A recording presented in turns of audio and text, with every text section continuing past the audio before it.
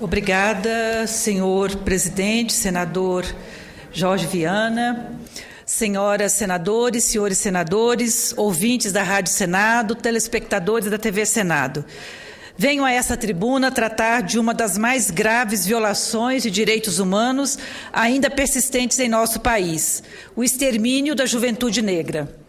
O assunto foi debatido em audiência pública realizada pela Comissão de Direitos Humanos e Legislação Participativa, com a presença de parlamentares, defensores de direitos humanos, representantes do governo federal, especialistas que estudam e discutem o tema e representantes da sociedade civil.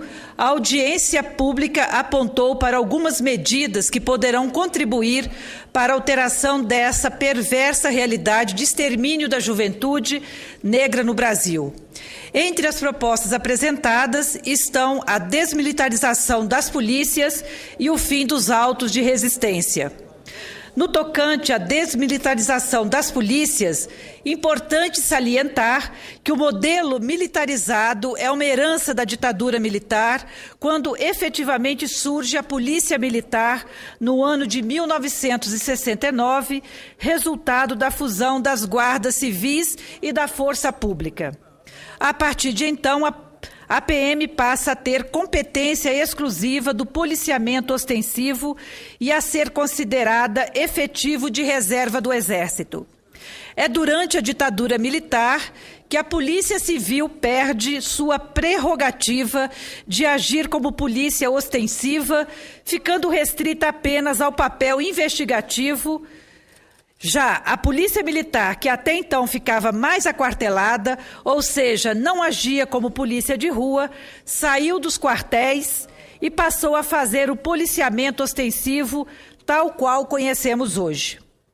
Com a redemocratização do país, a manutenção das polícias militares foi colocada em xeque por setores mais progressistas da sociedade e militantes de direitos humanos, devido à sua forte ligação com o poder militar, o que gerou inúmeros debates a respeito da incompatibilidade desse modelo com o florescimento de uma sociedade democrática. No entanto, o discurso do medo e da insegurança, amplamente propagado por setores conservadores e pelo discurso midiático, contrários aos movimentos de luta por direitos, articulou para a necessidade de uma intervenção autoritária na ordem pública. Na sociedade brasileira predominava a ideia de que era necessária a repressão dura contra a criminalidade, que aumentou consideravelmente comparando-se os anos 70 e os anos 80. A opinião pública mostrou-se altamente favorável às práticas violentas perpetradas pela polícia, à instauração da pena de morte e ao uso de outros métodos de investigação ilegais. Não podemos esquecer, senhor presidente, que todo o processo de redemocratização do Brasil se deu no momento em que as Forças Armadas ainda gozavam de um poder político muito grande. Afinal, em nossa transição negociada, foram eles que conduziram o processo de reabertura para a democracia, que no caso específico das polícias, ocasionou na perpetuação de uma estrutura policial predominantemente militar. A própria Constituição de 1988 diz que a PM é força auxiliar do Exército, ou seja, que de maneira indireta ela é subordinada às Forças Armadas. E aqui entramos num ponto que considero a espinha dorsal de todo esse debate: a questão da formação desses policiais e os inúmeros efeitos colaterais que ela provoca na sociedade. A PM é uma corporação com treinamento militar para tratar da segurança de civis. Estamos falando aqui de um tipo de treinamento desumano e cruel, alicerçado em práticas humilhantes, extremamente agressivas e violentas com os recrutas, como muito bem foi demonstrado no filme Tropa de Elite, do diretor José Padilha. A estrutura de humilhação hierarquizada da corporação, onde o oficial de patente mais alta se vale de seu poder em desfavor do elo mais fraco da corrente, tem impactos diretos na formação de atuação desse soldado na rua, pois o ciclo de abuso não termina no policial, e sim no suspeito civil, no suposto bandido que atenta contra a lei. Esse é um assunto que precisa ser melhor debatido e compreendido pela sociedade, e também aqui nesta casa, pois há muita desinformação em torno da desmilitarização das polícias. E aqui quero desmistificar a ideia de que desmilitarizar significa retirar a farda ou mesmo desarmar as nossas polícias. A regra, na grande maioria dos países democráticos do mundo, são polícias civis, a exemplo das polícias americanas e inglesas, que não atuam sem farda, tampouco sem armas. O que estamos discutindo é uma formação diferenciada, cidadã, uma mudança cultural e institucional na forma de atuar das polícias, com unificação das atividades policiais em uma única corporação, formando o que se convencionou chamar de ciclo completo, ou seja, um tipo de polícia que fará tanto o policiamento ostensivo, a prevenção, quanto o trabalho investigativo de inteligência. A partir das manifestações de junho, o caráter truculento da polícia militar ficou mais evidente para as camadas médias da sociedade, que se tornaram alvos de prisões arbitrárias, do uso indiscriminado de balas de borracha, bombas de gás e spray de pimenta e até da tentativa de forjar provas contra os manifestantes, em flagrante desrespeito aos direitos humanos e constitucionais. Com tudo isso, o debate da desmilitarização das polícias vem ganhando força na sociedade e o apoio da classe média, que passou a sentir na pele a violência já muito rotineira e familiar aos moradores das periferias e dos bairros populares. Essa exacerbação da violência da polícia em lidar com as manifestações e reivindicações populares, com destaque para o Rio de Janeiro e São Paulo, embora esses não sejam casos isolados, evidenciam a necessidade premente de debatermos a função das polícias militares em regimes democráticos como o brasileiro, superando a cultura autoritária, típica de regimes ditatoriais, que é incompatível com o Estado democrático de direito. Precisamos empreender esforços para superar todo e qualquer resquício de um Estado autoritário. Necessitamos construir uma força policial cidadã, horizontal, que tenha como princípio o diálogo e o respeito aos cidadãos e às cidadãs e a todo e qualquer tipo de manifestação popular.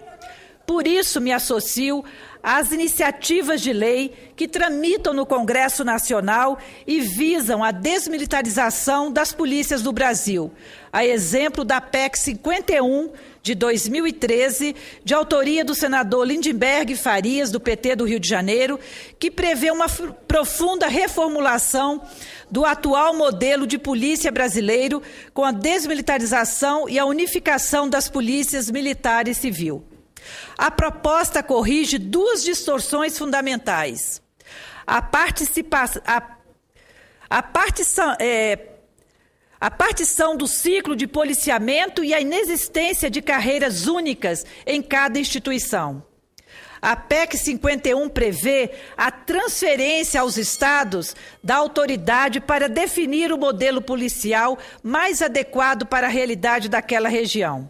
Porém, as mudanças devem obedecer às diretrizes que possam garantir a transformação democrática das polícias e evitar um ambiente descoordenado e desarticulado ao trabalho policial. De acordo com a proposta, além da reorganização interna das funções policiais, passa a ser obrigatória a exigência do ciclo completo da carreira policial, se iniciando na atividade ostensiva preventiva, atualmente prerrogativa da PM, caminhando no decorrer da carreira para a área da investigação, atualmente prerrogativa da Polícia Civil, formando assim a carreira única. O texto ainda prevê o cumprimento do que já determina a Constituição brasileira, que define a polícia como instituição de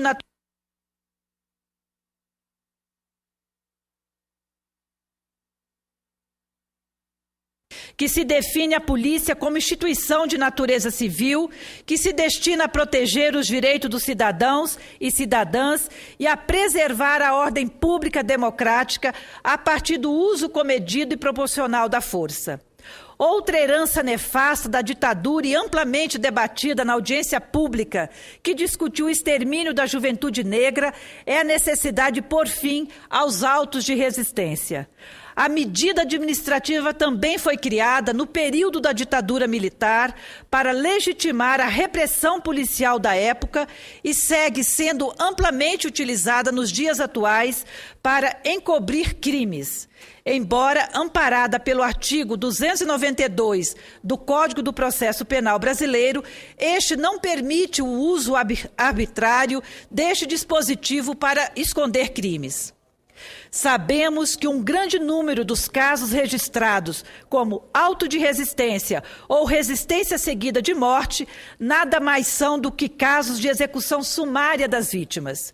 A ocorrência de casos gritantes, tipificados como autos de resistência, nos quais a morte foi provocada por tiro de fuzil disparados na nuca.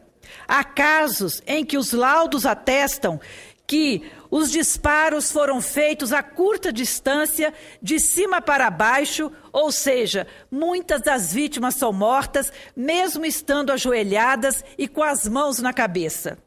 O que há é uma inversão absurda a partir da produção de um documento oficial que identifica a morte em questão como decorrente da resistência à autoridade policial, como se tivesse havido confronto, como se o agente de Estado que efetuou o disparo o tivesse realizado em legítima defesa. Definitivamente, senhores senadores, esse não é um tipo de prática compatível com o Estado democrático de direito. Portanto, não podemos tolerar que as forças policiais atuem como juízes e executores. Precisamos garantir o direito humano a um procedimento jurídico adequado a partir da presunção de inocência. Nesse sentido, reforço a importância e aproveito para registrar que recebi na semana passada, aqui no Senado, um grupo de artistas e militantes do movimento negro e de juventude que vieram a esta casa pedir o apoio para a votação célere do projeto de lei 4471 de 2012, de autoria do deputado federal Paulo Teixeira, que altera o Código de Processo Penal e prevê investigação das mortes e lesões corporais cometidas por policiais durante o trabalho, como acontece com todos os óbitos, e coloque fim aos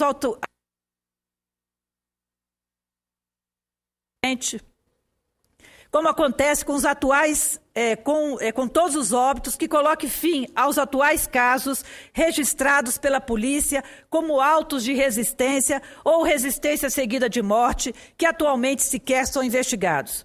O projeto já passou por todas as comissões da Câmara dos Deputados e está pronto para ser votado em plenário. Após forte mobilização dos movimentos sociais e da sociedade civil, o presidente da Câmara, deputado Henrique Eduardo Alves, se comprometeu em colocar a matéria em votação em regime de urgência nesta terça-feira, dia 22/10, o que não aconteceu. Só para se ter uma ideia da gravidade do problema, de janeiro de 2010 a junho de 2012, apenas nos estados de São Paulo, Rio de Janeiro, Mato Grosso do Sul e Santa Catarina, 2.882 pessoas foram mortas em ações registradas como auto de resistência, uma inaceitável média de mais de 3 mortes por dia. Senhor presidente, mais alguns minutos para eu concluir, porque esse tema ele é altamente importante e prometo ser bem breve. Não, por mim não tem problema nenhum. O problema é que tem um colega que vai pegar um avião e precisava fazer um discurso. Isso. Mas, senhor presidente e senador também, Oswaldo, não tenho dúvidas de que a aprovação dessas proposições de lei contribuirão e muito para avançarmos na redução dos atuais índices epidêmicos de violência que atinge majoritariamente a juventude negra e de periferia e evitarão que casos emblemáticos, como o do ajudante de pedreiro Amarildo, vítima supostamente de tortura seguida de morte praticada por policiais, seja rotina em nosso país. As pesquisas têm demonstrado a insuficiência do atual modelo de repressão ostensiva às drogas, ou mesmo da ideia de que mais armamentos, mais encarceramentos, mais presídios e mais polícias por si só irão resolver os complexos problemas que temos na área de segurança pública em nosso país.